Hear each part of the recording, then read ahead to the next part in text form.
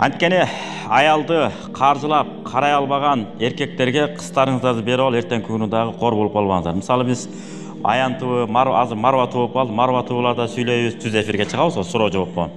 Андан кийин азыр Маралга да чыгып атабыз. Бүт эле сөзсүз түрдө бир же эки суроо аралашат да. Жок дегенде бир жумада же кийинки жума сөзсүз аралашат. Мени күйөөм бакпай атат, атайын кетип калат, анан эми болбой атпайбы эми, болот да деп коюп, майтаман болуп жатып алат деп атат да, мындайча айтканда. Ошон үчүн майтамандык бул бир эле аюуга жарашат, эркекке жарашпайт. Биз эркекпиз да, кичине тырмаландаш керек. Тоок деле жемин чукулуктап бияк издейт, бирден берейин балапандарына.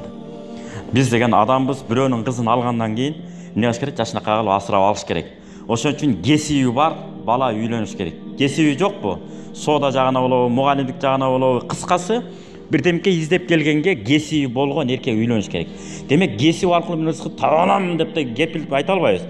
Кесип себебин аткарып коебуз, натыйжаны Кудайга таштап коебуз.